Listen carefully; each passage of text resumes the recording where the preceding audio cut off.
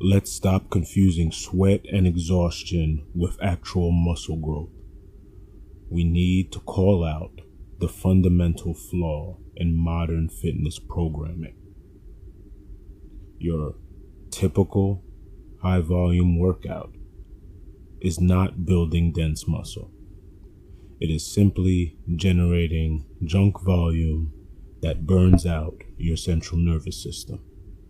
The mainstream industry has conditioned you to chase fatigue because feeling exhausted is easy to measure, while engineering real mechanical tension requires discipline you were never taught. I know why you feel completely frustrated with your progress. You spend 6 days a week in the gym, you push through your grueling 2-hour sessions, and you track every set. Yet, you look in the mirror and you see a soft, inflamed frame that looks like it barely lifts. You aren't failing because you lack effort. You are failing because your program is burning up your recovery reserves before your body can ever adapt. Let's look at the cold, hard exercise physiology data.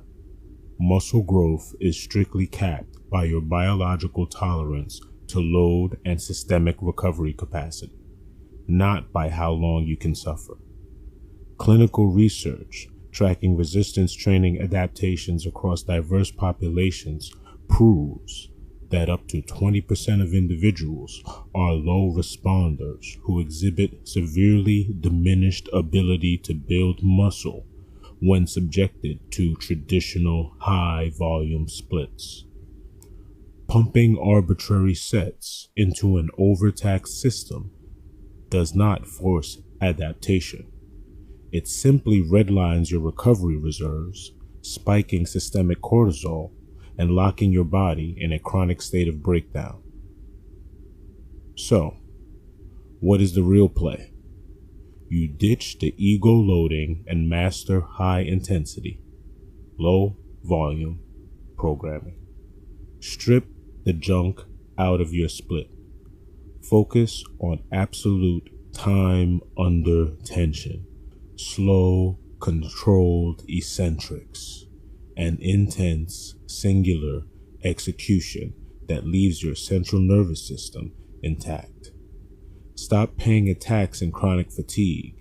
Take command of your recovery and build a frame that reflects true mechanical efficiency.